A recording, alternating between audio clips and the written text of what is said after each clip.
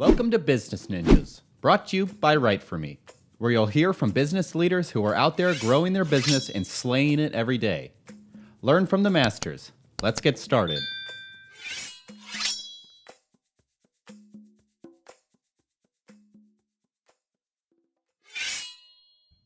Hey everybody, welcome back for another episode of Business Ninjas with Kelsey. I'm here today with Michael Collins. He's the founder and CEO at Periculum. Michael, super excited to have you on the show. Kelsey, thank you for having me. I'm excited to be here as well. So tell me a little bit about yourself. I am, as you've mentioned, I am the founder and CEO at Periculum.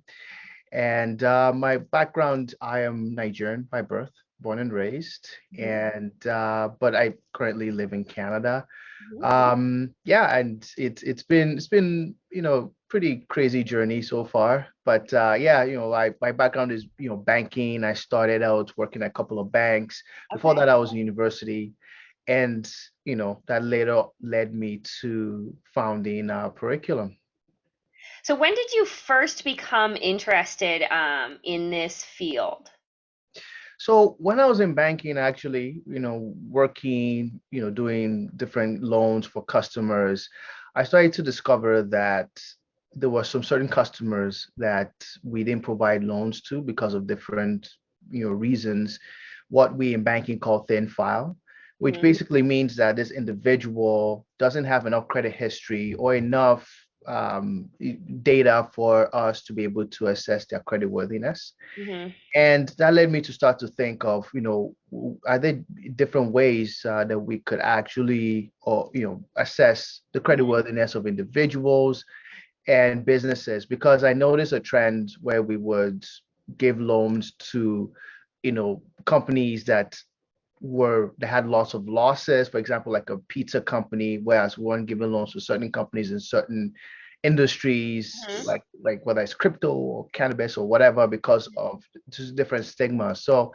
that kind of led me down that road of thinking of, okay, well, is there an alternate means that we could look at a person's creditworthiness, which can help them get access to lending that they could qualify for?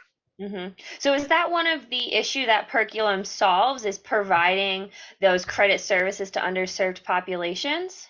Correct. So when I did more research and I looked even further Mhm. at the issue, and I looked at, for example, in Africa, there's a $350 billion lending gap in Africa. Wow. And the reason for that isn't because it's not on the demand side. Obviously, there's a lot of individuals, businesses that could, that require these loans for personal or business reasons.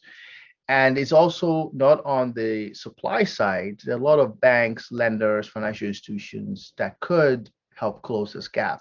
Mhm. The biggest problem and the reason why there's this gap is because these institutions don't have the ability to accurately assess the creditworthiness of prospective borrowers.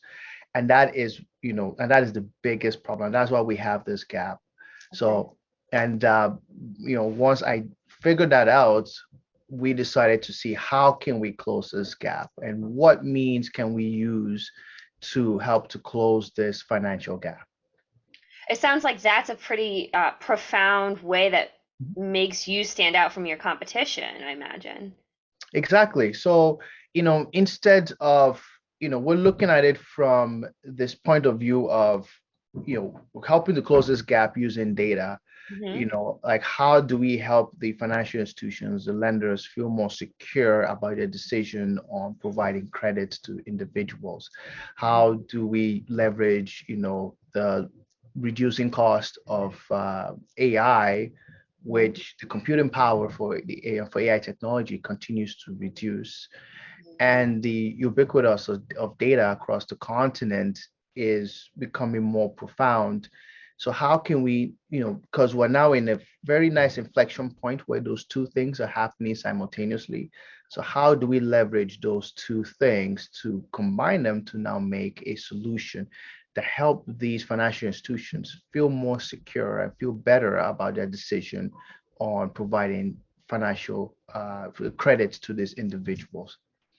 So what I'm hearing too is there's kind of two different target audiences that you're looking to target. Mhm. One, financial institutions, and then two, also the bankers. Am I right in that line of thinking? Exactly. So you have to understand that these institutions, these banks, are run by people. They're Hmm. run by people, just like you and me. They have metrics, they have different goals that they have to hit. Hmm. If they have a lot of non-performing loans, NPLs on their books, they get performance reviews, Hmm. they get, they get fired Right. eventually if they Okay. have too many Right. default loans on their loan books. Hmm. So once you realize that these people, like these institutions, are run by people, Hmm. and these people just want to be, do their job, you Hmm. know, on the one hand, they have to reduce their NPLs and monitor their default rates and so on. And then Hmm. on the other hand, they also have a quarter of amount of loans they have to provide every month.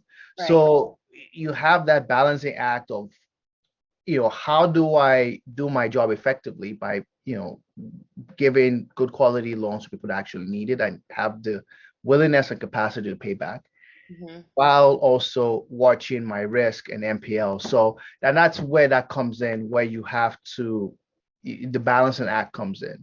Hmm. So once we looked at it from that standpoint of providing this solution to individuals that work in these institutions, Hmm. and realizing what their pain point is, it helps us to provide solutions that work, that tailor-made to helping to solve both issues, Yeah. providing loans quicker using our machine learning solutions, which is our main flagship product, is called Insight, which exposes 70 risk factors in less than 15 seconds, while helping them to reduce the likelihood of default by exposing 70 plus risk factors in less than 15 seconds. So we're doing both for them, which then gives us that edge. What would be an example of a few of those risk factors? Yeah, so those risk factors include things like if the person's a gambler. So the way Insights, our flagship product, works is we have five different buckets. So we Hmm. have income analysis, spend analysis, behavior analysis, and so on. And each bucket has different analysis. So for income analysis, we'll expose things like if they're a salary earner, Hmm. how much do they make, what month or what day in the month do they get paid.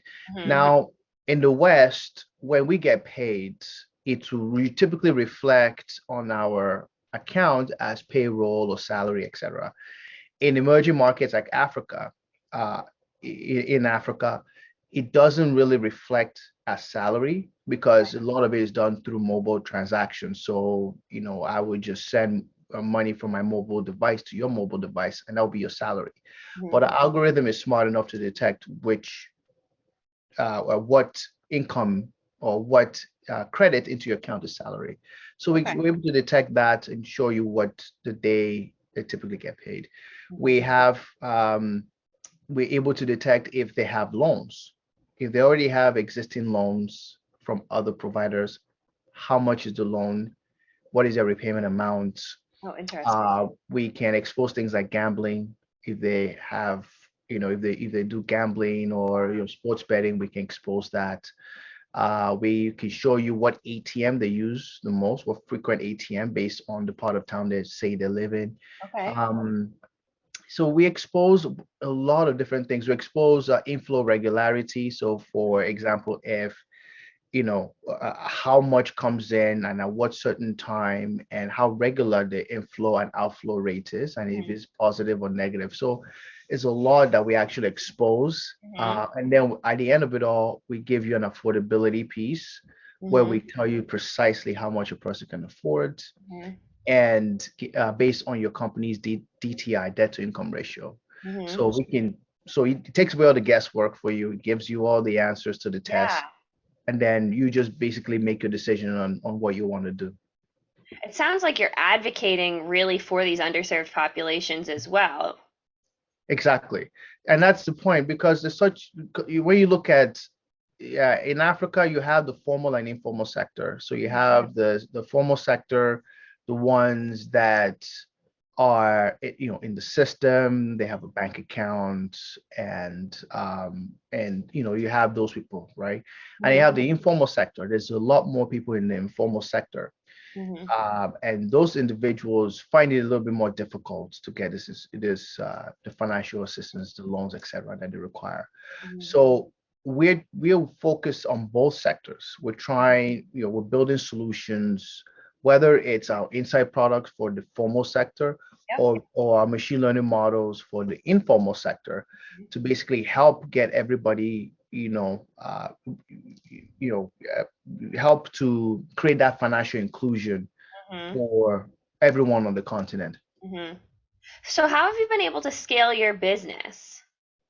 Yeah, so scaling. So for example, like when we officially launched in Nigeria this year. So it was the 17th of January Congratulations. this year. Thank you. And 2 months after, we launched in Kenya as well. So we're in two markets. The goal Congratulations. is to launch. Thank you very much. The goal is to launch in the four corners of Africa. So Nigeria covers west, Kenya Yep. covers east. Have a location in Egypt and then one in South Africa, Okay. and that will cover all the four regions of the continent. Um, the thing about scaling is, first of all, you have to have the right product. And the reason why I mentioned like the markets we're in, the markets we're going into, is because we've launched in two markets right now.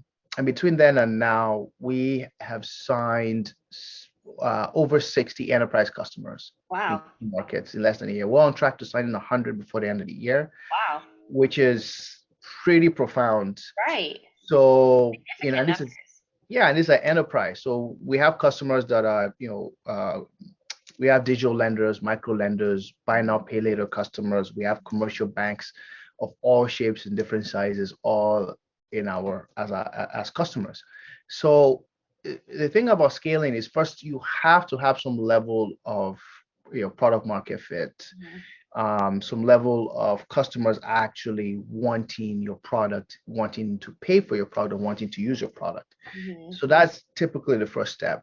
Mm-hmm. And then once you have that, then it makes scaling your product easier. It makes moving to different markets, different sectors a lot easier, because once you have that foundation of customers are willing to sign up for your product and willing to pay for your product, then you have a level of product market fit, Mm-hmm. and you can then leverage on that to then expand, and then scale your solutions. I see a lot of founders that scale before they have this product market fit, Mm-hmm. and it doesn't really end well. And the thing about product market fit is that it's not a static thing. Right. It changes, right? So just because you have it now doesn't mean you keep having. That's why you keep innovating. You got to keep innovating. That's why there's a new iPhone every year. Right. You have to keep innovating, because they know, okay, well, we have product market fit. People like our iPhones, Mm-hmm. but we have to keep, creating new technology, making it better, so we can keep that product market fit. And that's the same system that we employ at Periculum. Mm-hmm. So for Perculum, you focus on the formal and the informal sectors. So how do you generate revenue with that? So yeah, so we have two ways right now. So because we're right now very enterprise facing, Mm-hmm. so we have a typical SaaS model where we would charge a monthly fee, but we Mm-hmm. then bill it out monthly. So our annual cost will bill out monthly. Okay. And then we also have a prepaid model where we will charge per API call. So now it depends on the product and the segment that our enterprise customer is in. That will then determine what kind of business model will work for them. Mm-hmm. Interesting. Okay. So walk me through, like, if someone were to interface with Perculum, what would be the first step? Like, walk me through that process of what that would look like. Yeah, so typically, because we're enterprise facing, we have direct sales individuals that will contact the customers. Sometimes customers contact us through word of mouth, which is great. Mm-hmm. Sometimes they'll check out like a podcast or whatever like this, and then they'll reach out to us. Mm-hmm. So that's the first step, is an engagement with one of our sales professionals, Mm-hmm. and then we'll schedule a demo with them.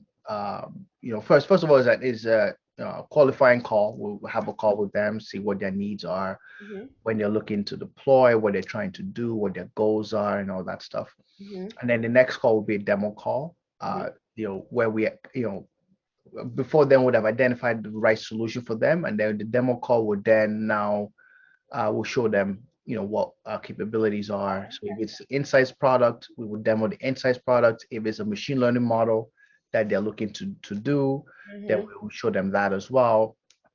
And then from there, we would then go into like a POC, so proof of concept, integration side of things. So we'll sign the SLA, so service level agreements, and then we'll do integrations, and then we'll give them free calls if Yep. it's the insights product.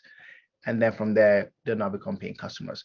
That whole, because of the need for what we do, that whole cycle takes about 3 weeks to Okay. complete to do. Okay. And yeah, so that's kind of how it goes. It starts like with an intro call, discovery, wait, intro slash discovery call, demo, and then kind of go from there. So it sounds like a lot of Perculum's goals are around educating, you know, prospective customers. Talk to me a little bit more about your education. Yeah, because our prospective customers, like you have to look at the other thing about when you start a company, you have to look at who is your main competitor. Mm-hmm. And for us, our main competitor is a, a pen and paper and Excel. Okay. That's who we're competing against, right? Okay. So because that's literally how they do the process today. Most banks, even the big top tier banks, Yep. that's how they do it today. Yep. They'll get a bank statement from a customer. They will literally grab a highlighter like this one and then highlight different risk factors manually.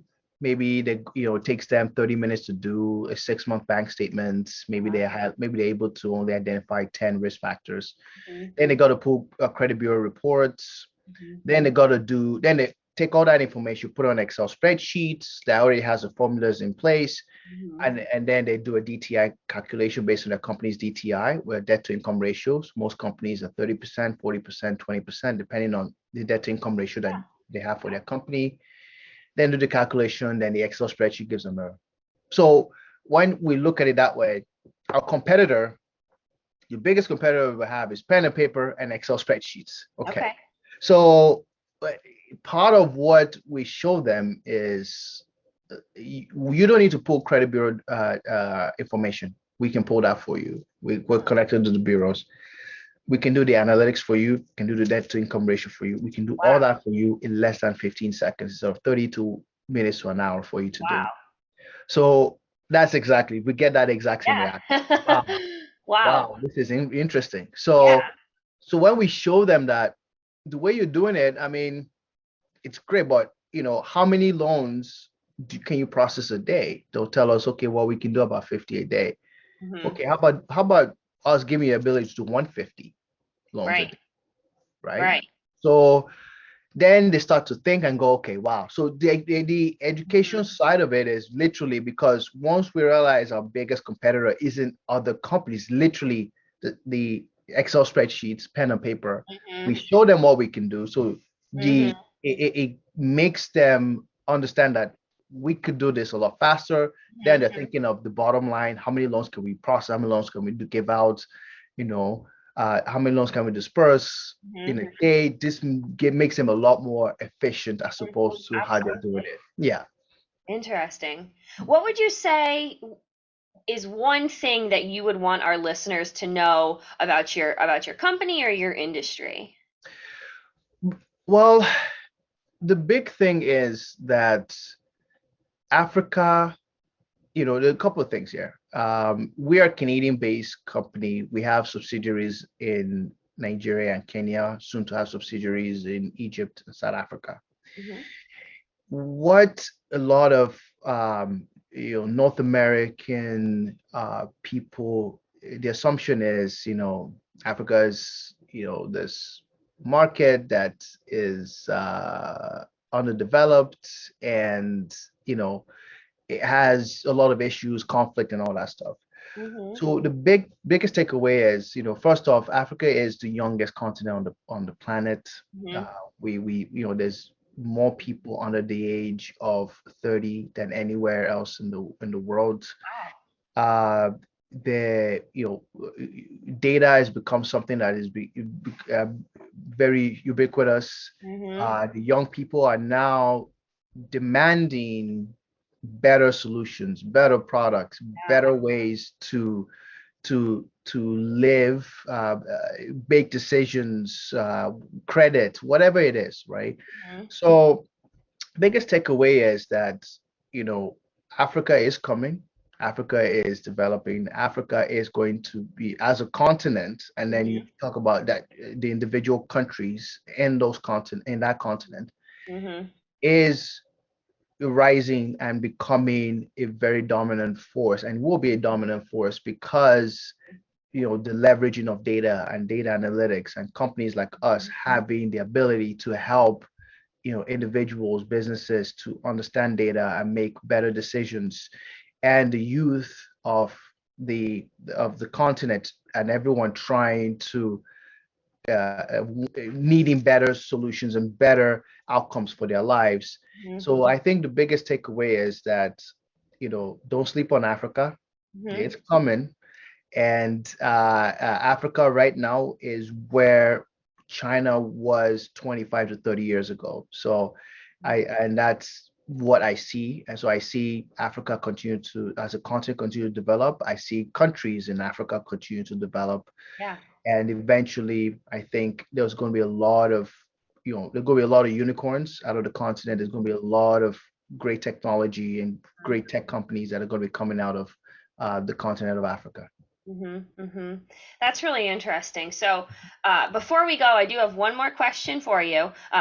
Two questions rather. If someone wanted to check out Perculum, where would they go to best access your social media and your website? So our website is www.periculum.io. Mm-hmm, And I think most of our social media handles are at periculum.io. mm-hmm. And either you have to spell it out on Twitter, so you have to spell out the dot, but the rest of it, yeah, I think you just use the sign. But Okay. yeah, so all our social media is periculum.io, and our website is www.periculum.io.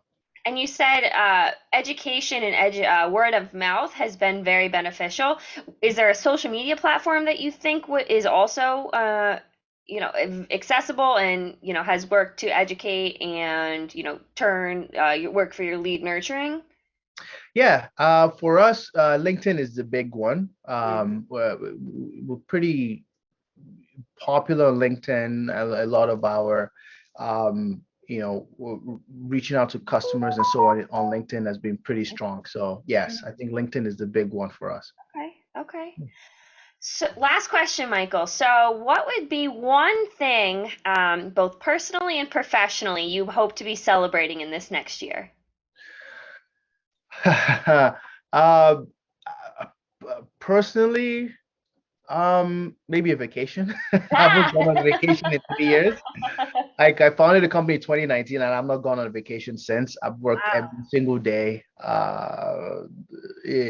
every single day since for 3 years. So a vacation would be nice Yeah, personally. right. Professionally, I'm hoping, so this year we're going to have 100 customers. I'm hoping we will have 1,000 Yeah. by end of next year, by this time next year. So, those would be good milestones.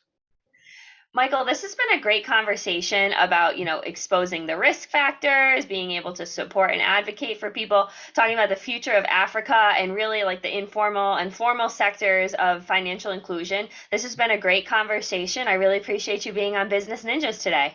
Awesome. Thank you so much, Kelsey, for your time. I appreciate it. And it was nice to be here. Ah, happy to have you. Thank you.